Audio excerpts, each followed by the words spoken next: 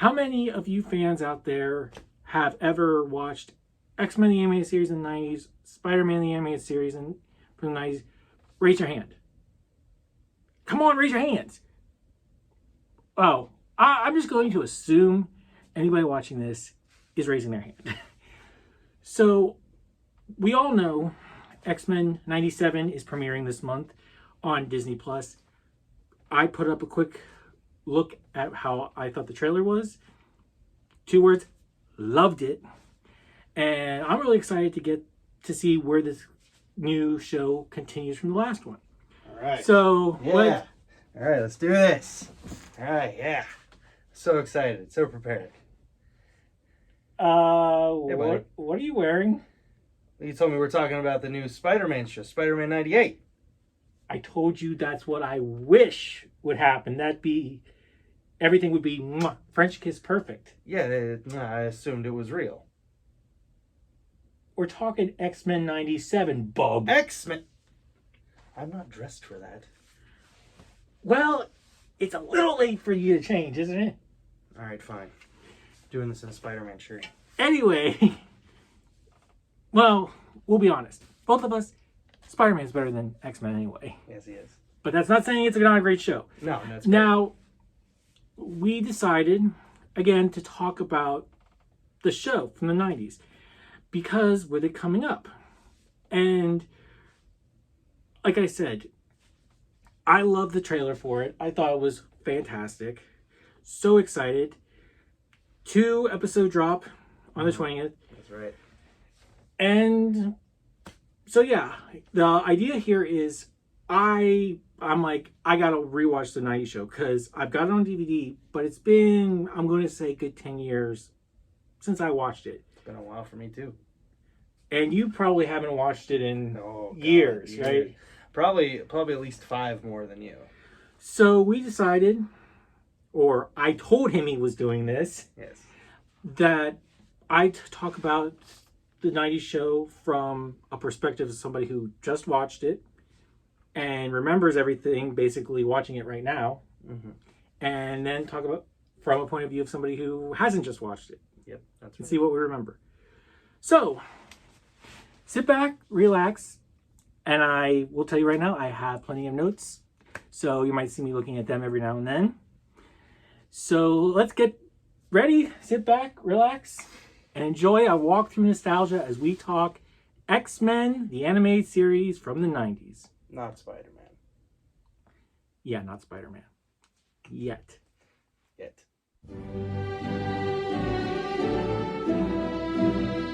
So, talking about X-Men in the 90s, instead of just trying to jump all over the place, try to keep it kind of on track.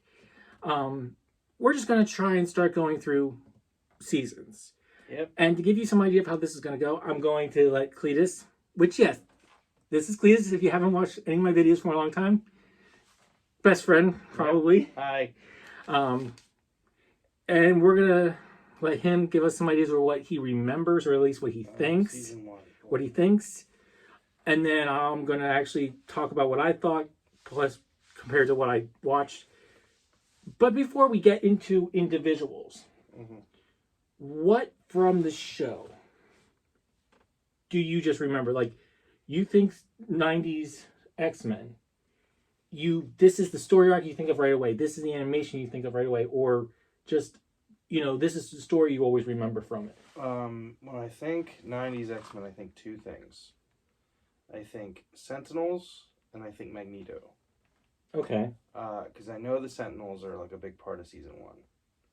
That's like the one part I remember, if I'm correct. Because that's what I remember from season 1 vaguely is Jubilee. Everything's through the eyes of Jubilee, who's the mutant that's being tracked and eventually becomes the newest member of the X-Men. And the Sentinels are hunting her and then other mutants, and it's a whole liberating thing. I don't know where Magneto fits in there, but I know he eventually becomes a problem. But that's all I remember, really. That's the entire show. That's what you remember in general. In general, yes. I also remember a lot of tension between Gambit and Rogue, and him him desperately trying to give her a kiss, and like how dangerous that really was for him, and the constant bickering, but also respect between Wolverine and Cyclops. See, for me, yes, it was, like you said, it was Night of the Sentinels. I think we all remember the first 2 episodes. Yes. I think we do. And yeah, I remembered storylines happening. I remembered that Phoenix happened. Yeah, Big I one. didn't even remember where they put her. I remembered, and I'm going to try to share a little story here, if you don't mind. Indulge me. There is a big apocalypse story in season 4. With Apocalypse. Yes. Mm-hmm. Which actually was supposed to be the final season. Yes. Until stuff happened, which it should have been. Until now. Apocalypse means end. And I just remembered that so well. I mean, I didn't remember all the details, but I remembered the psychics. I remember there was stuff going on. And the reason I remember this so well is because I had seen the episode once in college, right when I was talking to my theater professor. And he asked a question about communism. Did he? This is not this is not a political channel. Well, I'm just getting out there. Elaborate. But he didn't come right out and say it, but he basically was like, this works. I raised my hand and I said, it won't work. Because, and I just watched this episode of X-Men, I'm like, one person thinks they make the whole world better. They can control everything. That's their way or the highway. You're doomed. You're screwed. These episodes prove one person does not work. It just, I forget everything he exactly said, but I remember this episode so well because of that conversation that I had in a theater class with him. And I also remembered there's an Iceman episode that I love. But as a kid, I don't remember. I mean, yeah, some people say I'm a kid. But as a kid, I don't think I ever actually finished watching the series.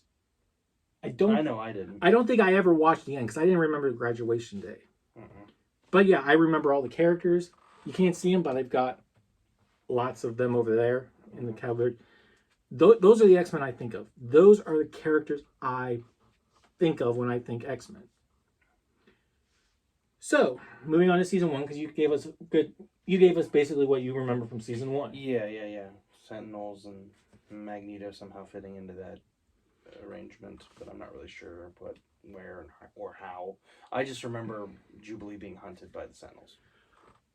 It's interesting because season 1 is the most connected season. Okay. It literally goes one episode to the next, to the next, to the next, which is why we all know previously on X-Men. And I was I hated it. That's one of the reasons I didn't like X-Men, because it showed you happened. It's cool now, but at the time I'm like, I didn't watch last week's episode. I don't want to have to watch last week's episode to feel like I'm not. It was just that. But you have to understand, I was a young kid and I didn't really connect with those things. Right. I don't know about you, but I never really connected with I don't think I really ever grasped the whole concept at the time of the inequality, of the intolerance for other people. I don't think that really registered to me back in the day. To me, I just thought they have powers, so they think they're bad. I thought cool costumes, cool powers, let's fight. Yeah, but I thought, why do the people hate them? They hate them because they have powers and they don't. Like, I thought it was a jealousy thing. Yeah. I can agree with that. I just know as a kid, I really didn't connect with or grasp the whole concept of what the X-Men actually were supposed to stand for. Yeah, which they did a great job with that in season 1. Yes, the social aspects of it. Now, Magneto actually did not play a big part in season 1. He didn't? He actually did not play a big part in the entire series. Was he just always in the background? He came in the 3rd episode, which the funny thing is, later in the show, they kind of retcon things. And I never understood this when I was watching the show. They act like there was the First Class. If you don't know, which I would assume you do, the First Class is Cyclops, Jean Grey, Angel, Beast, and Iceman, which they touch on that. But the third episode's called Enter Magneto, and they act like they've never met Magneto before. But they had the First Class. Yeah, so it didn't really... Well, yeah, First Class in the comics was involving Magneto, but maybe their First Class had nothing to do with Magneto. It was just they decided to jump the gun with Sentinels instead. Because the Sentinels were clearly a continuous threat from the get-go at the beginning of the series. So perhaps they weren't dealing with Magneto. Maybe the First Class wasn't dealing with Magneto. I mean, yeah, they do talk about other things that they had to deal with. Mm-hmm. But, I mean, Warren shows up. Angel shows up later on as an early Apocalypse story. And it's like, shouldn't there be more interaction if you know each other? If you're out on your own? It never really, even later when they establish the First Class and they see Archangel, because you don't see Angel, you see Archangel because he turns into, it's like that his first story, he turns into Archangel. Oh yeah, spoilers for this whole series, but I'm assuming you've watched it by now. And if not, why not? Yeah, if not, let me know down in the comments why you haven't watched this yet. I'm curious. But it's like they know other characters. Yeah. And then there's the whole Genosha slavery thing they do. Oh, I forgot. That awoke in a memory. I completely forgot about that. But you know how many cameos are in there that make no sense? No. Blob is in there. Mystique is in there. Oh. Sunfire is in there. I didn't know Mystique was in the animated television show. She's an important part of it. I knew... I think it's because when I think Mystique, I think the movies, because that's such a unique design. I don't think of the comic book design because to me, she's not Mystique. she's girl with skull in her forehead, and that's what I used to call her. So I always forget that, oh yeah, that's the original Mystique design. So, I mean, there's these characters, and then they come back later. I mean, Rogue sees Mystique, but then it's not till later that she's like, Mama, what's going on? And I guess you just accept that Mystique was always looking like this one person and never looked at herself. Therefore, Rogue never knew what Mystique actually looked like. That's what I'm assuming. But then they introduced Cable. They introduced Cable, halfway through the first season. Okay, did he already mess with stuff? No, it doesn't make sense. They'd say Cable was the leader of the leader... was part of the leader's army until he found out that the leader did, and it's not the Hulk leader, it's an actual person that they call leader or whatever. Okay, moving on. It doesn't make sense. But then later on, he is the Cable we know from Changing Time. So he's just some guy. So... and then he becomes the Cable that we know. Yeah. Huh. Now... I'm going to chalk this first season up. I'm going to be generous. All right. And chalk this first season up to they didn't think they were going to get any more seasons. They acted like they weren't going to get any more. It felt like that even with my big memory. It was like, it feels like so much has happened that we've never seen. And they just want to get to the meat. They want to get to the meat of whatever this stuff is, and that's it. And they wanted to do Days of Future Past, which is... yes. I forgot how different that two-parter is compared to... that has Cat and Logan in it, right? No, Cat's not in it at all. Cat's not in it at all? Kitty Pryde isn't in the show at all. Okay, so it's not Cat. Who's part of the Days of Future Past plot? It's Gambit going to kill Senator Kelly, I think it is, which is why he becomes president for the rest of the season. For the rest of the show. It's Gambit. But it's Mystique disguised as Gambit. Oh, okay. Similar to the actual Days of Future Past movie. But if we're talking about time travel, that was the one thing about the show that always... even to this day, the time travel stuff still confuses me. It's still, like, wonky, I feel like. It's still... and here we're both comic book nerds. We both accept... time travel is like a huge part of comic book lore. We get the multiverse. We get all this. But I still feel like when they did time travel, Look at us. I said we wouldn't jump around. We're jumping We're around. jumping around. Well, here's Through time. We're jumping through time. yeah, jumping through time. Here's the real question: if they're gonna go ahead and just do the time travel as they did, because I don't remember the time travel arc very much. Because when you say Days of Future Past, I think of the comic cover. Well, yeah. I think of the movie. But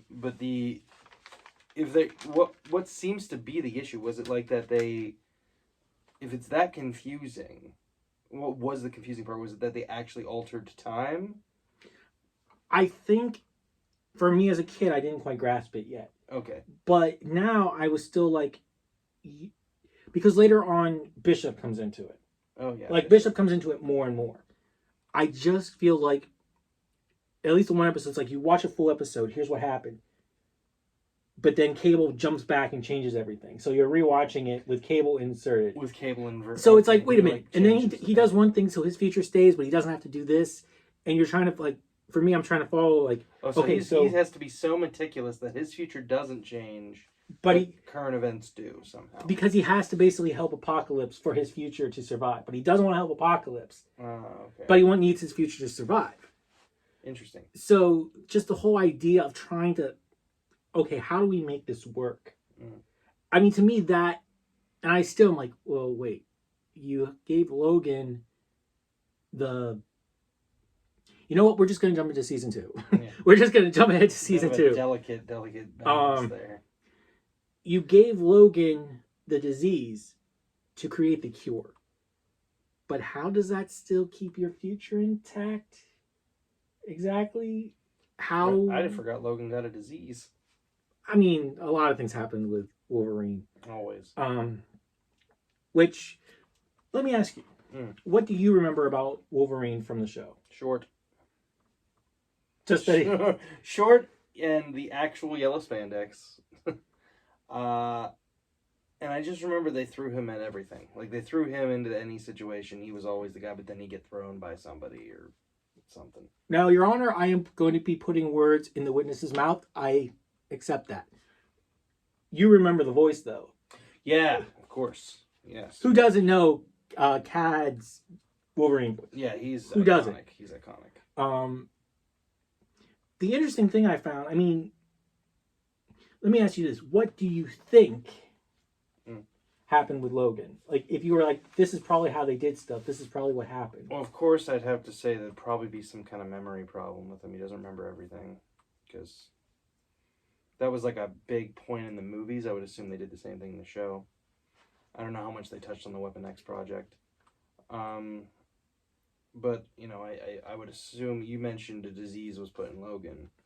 I bet there was an arc involving his healing factor where, like, some disease is put into him and it's preventing him from healing properly. There wasn't any of that. The disease was to help the mutants survive. It was a cure. It was a cure. Okay. But Wolverine, another confusing character. Really? It's like this with him.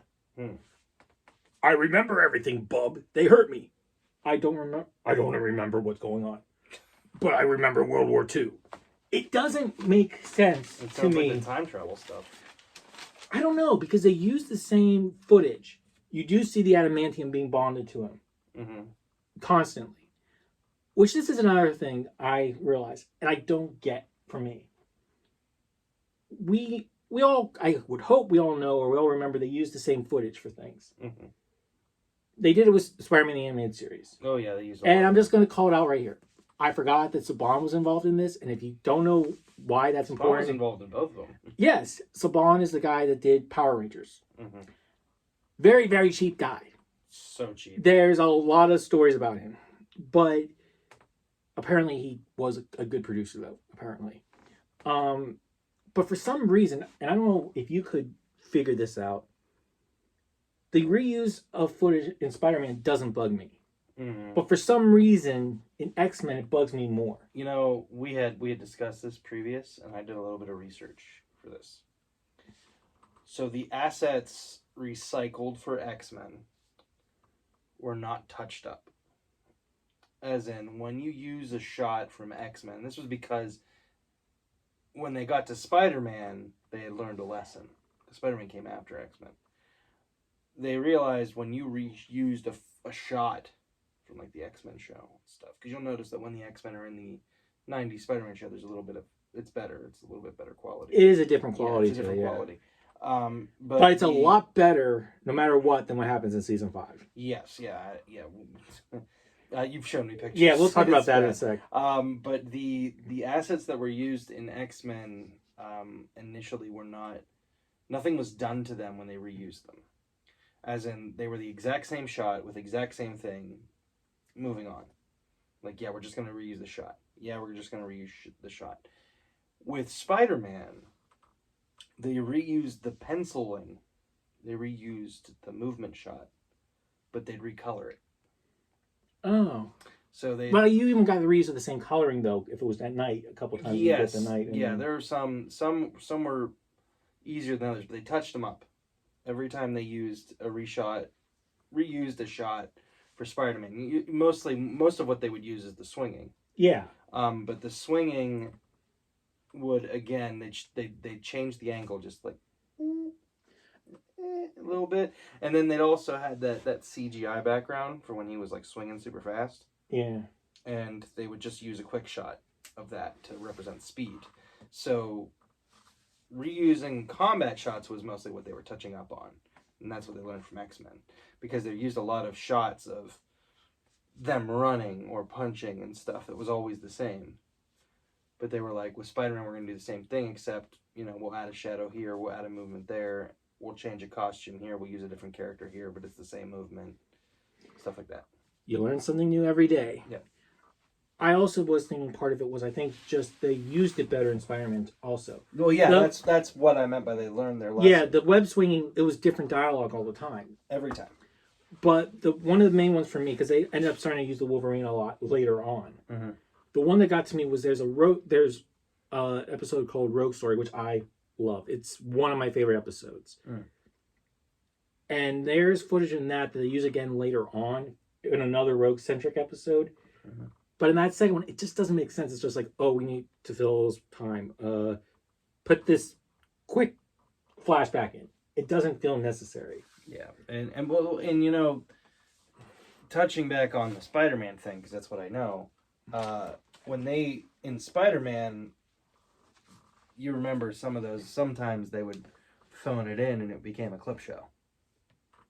Yeah, there were a few episodes where they pretty much did the same thing, but by clumping them all together in one episode of a clip show, instead of using 6 episodes where you use the same flashback over and over again, they learned their lesson. They just decided we'll do it as one big episode so nobody complains about us going back and watching the same thing like 6 times in 6 episodes. But, and I get, like I believe this is like what I said, as I was saying with Wolverine, it seemed like sometimes he remembered everything.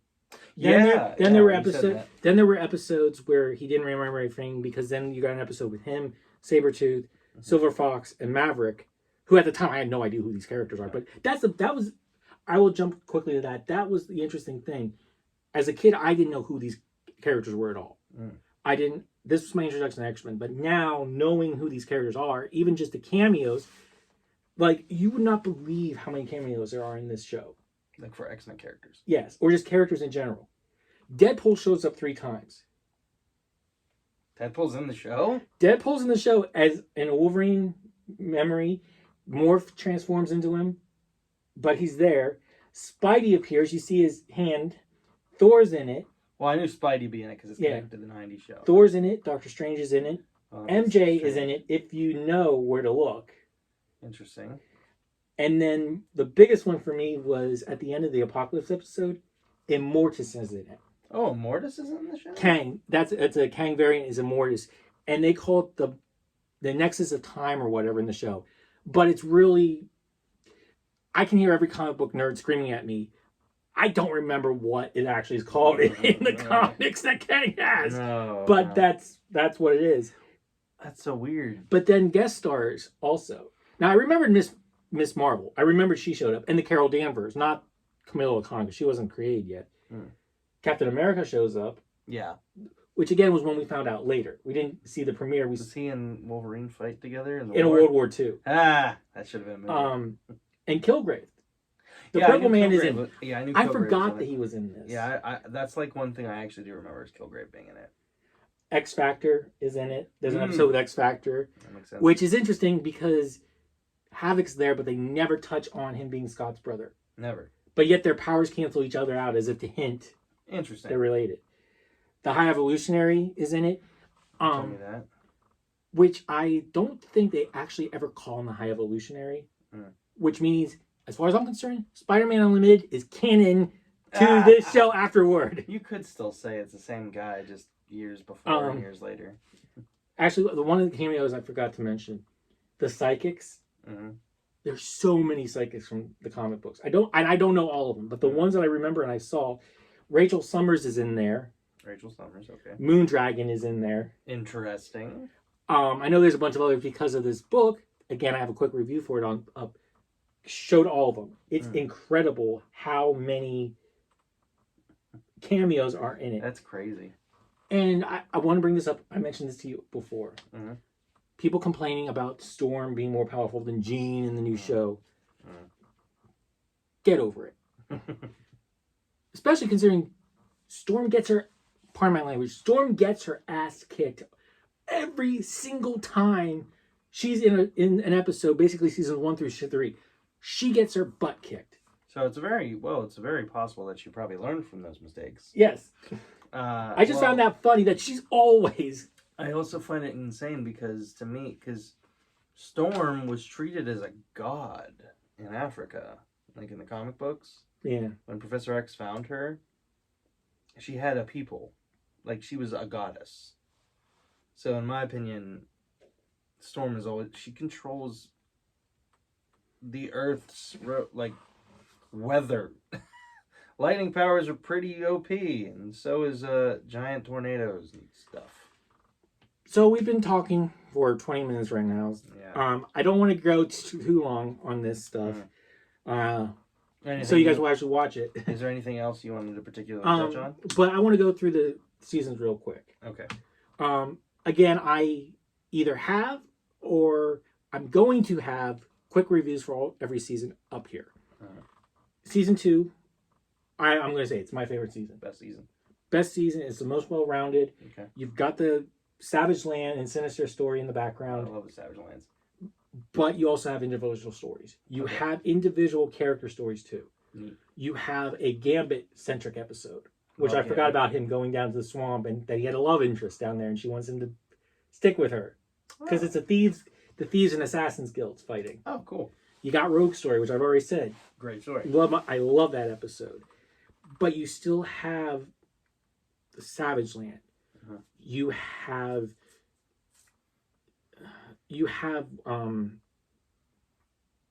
there's Mr. Sinister's in there.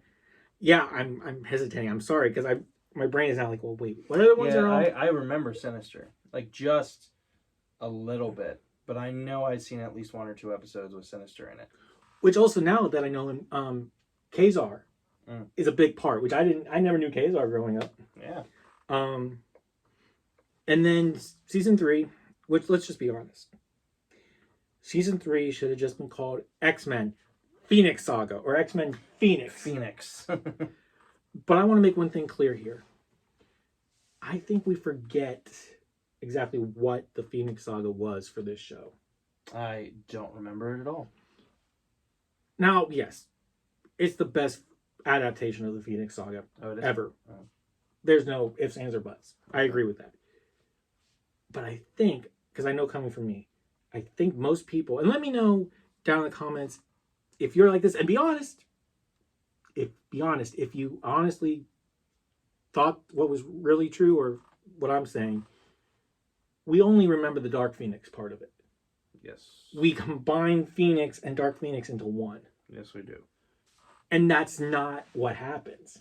It's not? It's Phoenix Saga, then it's like 4 episodes, which is all screwy with the DVDs and what's on Disney Plus, which I think what's on Disney Plus is the actual order. Okay. Is the actual order. But you also get Lady Deathstrike in the beginning. She's in the first 2 episodes. I like their version of Lady Deathstrike. But I think we all remember the Dark Phoenix Saga. Yes. We remember what happens there. We don't remember the MCon crystal We remember her getting kidnapped by the Hellfire Gala. We remember her destroying a sun in the solar system, which is interesting because I had recently read the Dark Phoenix saga. In the comics, there's life. Or she destroys a whole solar system. Oh. In the show, it's an uninhabited world. Which, it's a kid's show, so that's why they did it. They simplified it. And then how she comes back also is like, okay, that's just...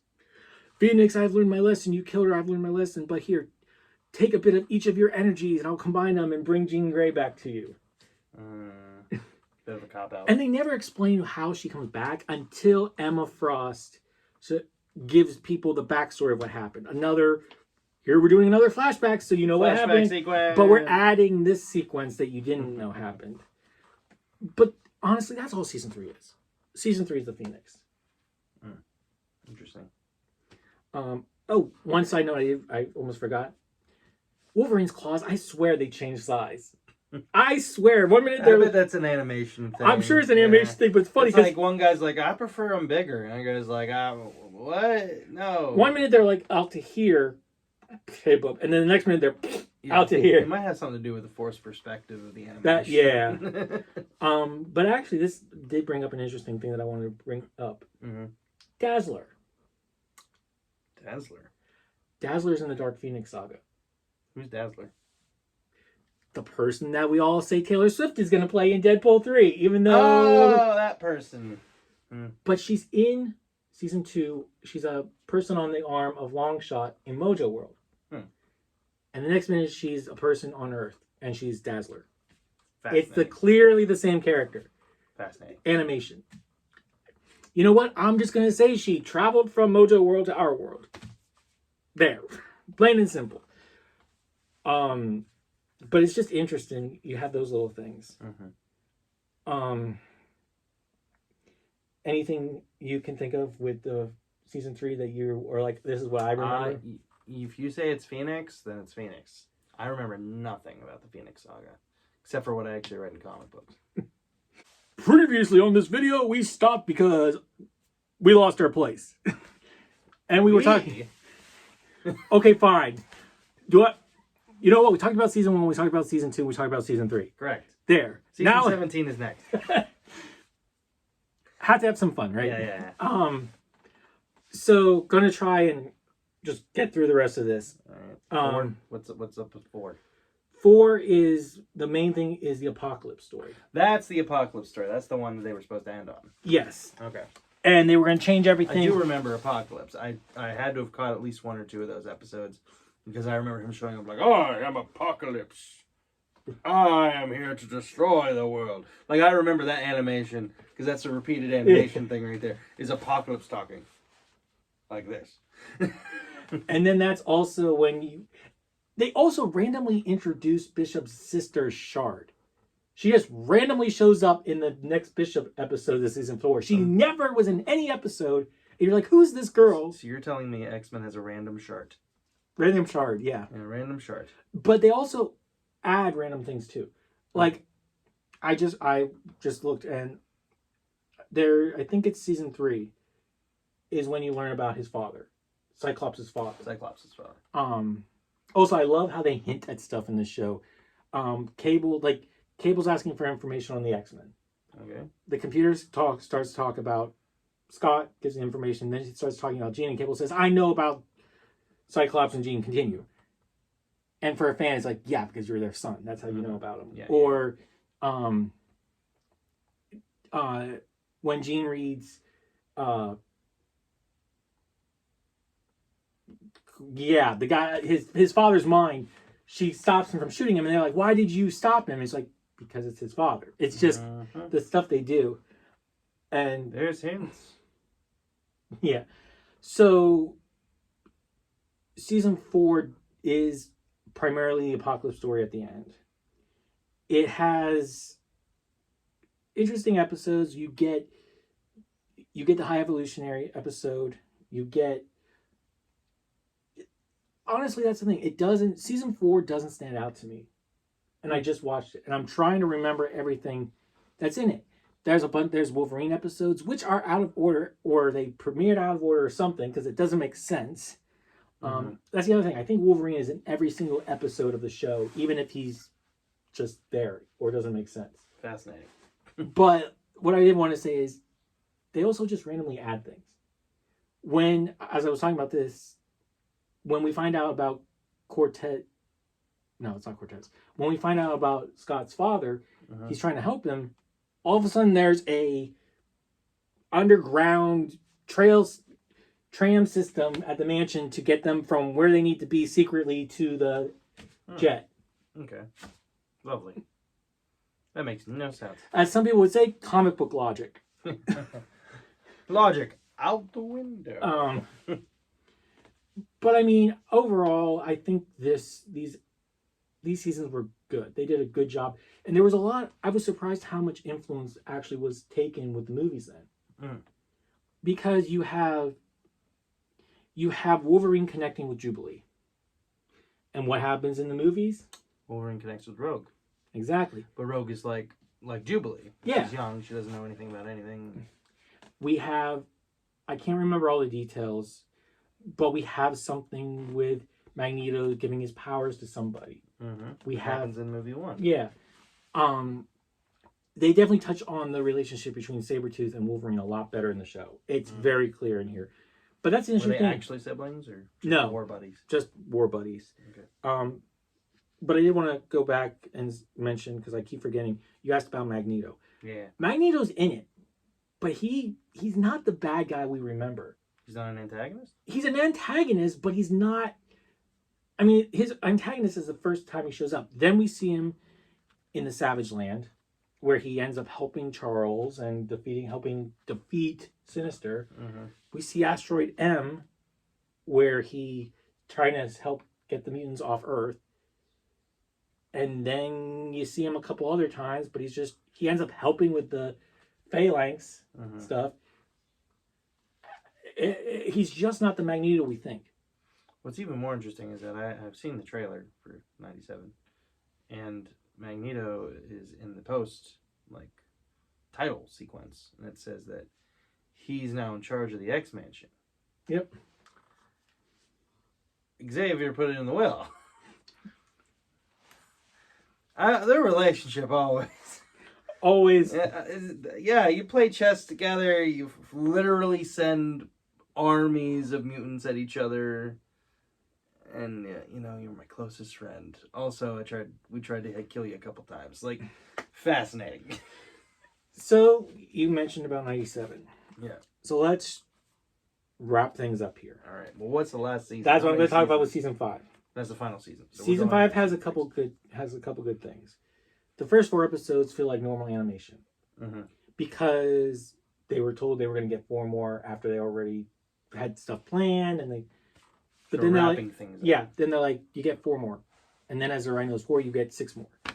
And the animation sucks I'm sorry. Some people will say, one of my friends says the animation sucks for X-Men, period. I'm like, no, it doesn't. I still really like it. It's still pretty good. And 97 looks great too. But the animation after,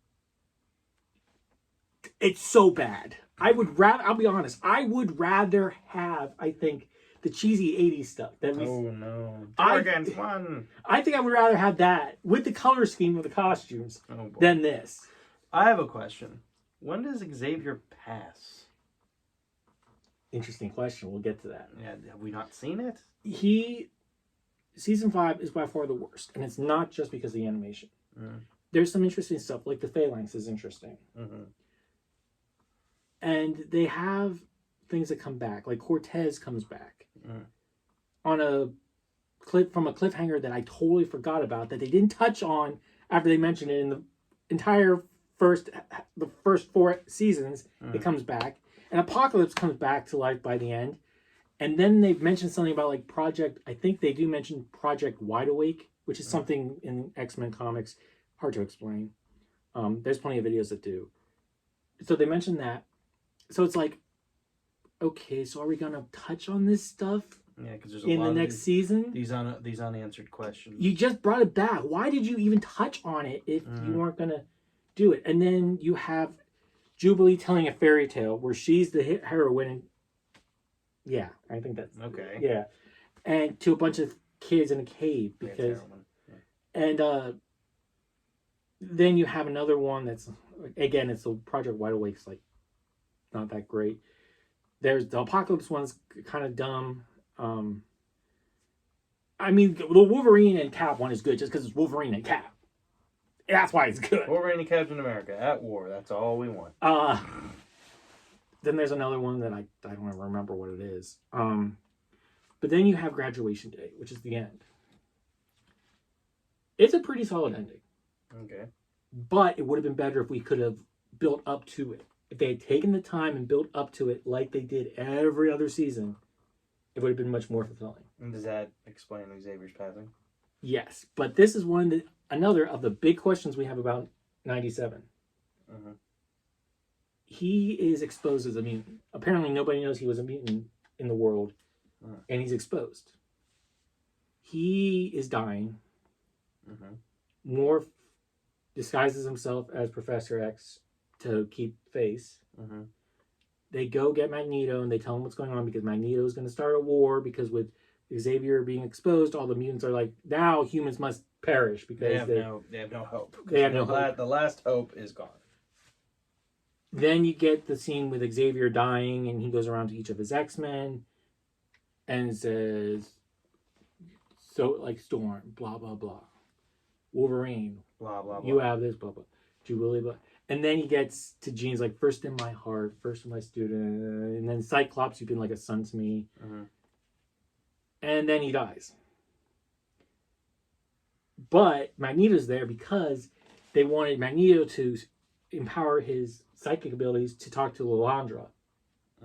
You remember Lilandra? No. The Shi'ar queen that he can talk to, that's basically his girlfriend because they're connected. Oh, yeah, I forgot about that. She comes, puts a device on his head that allows him to basically revive, but he will only survive if he goes to the Shi'ar Empire with her. Mm-hmm. So that's the question we have at the beginning of this show. Is Xavier dead, or did he go to the Shi'ar Empire? Or are you saying he's dead to hide the fact that he's gone? Yeah. Exactly how are we going to do this? I guess we'll find out. So we've been talking. Mm-hmm. Any final thoughts? Yeah, I want to see the situation with Xavier being resolved. I'm definitely going to rewatch the series before 97 comes out. Well, you got like 2 weeks. I got 2 weeks. Well, I got a few other things to worry about in these 2 weeks, but when the show's out, I probably won't watch it till like the whole season's out, and then I'll just watch it. But we need the numbers. Well, I guess it doesn't really matter. It doesn't really matter. We're getting a season 2. It's going to be streaming. We're getting a season 2 season already. It's already been greenlit. It's Spider-Man 98 we want. Yeah, we want hey, Disney, if you happen to be watching this, we want Spider-Man 98. Give it to us. Please and thank you. That's all we want. We just want to see Mary Jane be saved from the alternate dimension that she probably ended up in. And a lot more stuff. Yeah, and don't let it be the one where Carnage Spidey is and that she dies. Please don't do that. Like he said. Please don't do that. Anyway. And don't do some of the dumb stuff you're doing in comics right now. But yeah, don't do that. Don't do that. We don't need Spider. I'm sorry, Spider-Boy. Not a fan. And we don't really need the Spider-Verse either. Even though I take that back. Existed. The Spider-Verse in the show was great. If you give us Spider-Verse, give us that. We don't need Miles. We don't need Spider-Gwen. I love those characters. They have their own I love the characters. They have their own stuff, though. They have amazing movies. Yeah. I'm just being funny. Anyway, should I cut it here? Nah. We'll have some fun. Yeah. This is just a fun video. Oh, yeah. The idea of somebody talking about it from his childhood, really remembers, hasn't watched it, and somebody who is combining what he remembers with just watching it. Yeah, I loved watching it. I loved watching it. I'm looking forward to watching it myself. It's really interesting now. Like I said, it's very interesting watching it now as an adult fan, and realizing all the stuff we missed as kids. What I find great is that, and this has just been prevalent for me, and I'm assuming it will be prevalent for you, is that when you think of the X-Men, just not the movies, not anything that we've seen of recent years, but when you just think the phrase, the X-Men, I just think of the 90s cast. Like, I don't think of anybody else. Like, Wolverine is the Wolverine. Like, if you think of Wolverine, you think of the one from the show. You think of Jubilee, you think of the one with the pink glasses from the show. When you think Cyclops, you think of that awesome blue jumper and that awesome brand. You think of all these characters, that their iconic look that you most likely draw to is the 90s. I will add one side to that. I do additionally think, and this might be just because of the years, I do think of the First Class characters too. Well, I feel like now First Class is more appreciated than it ever was. But when I first got into X-Men, this is the X-Men. This is the beginning. This is the X-Men. But I mean, now this is still my X-Men. Mm-hmm. I don't care how many characters you add.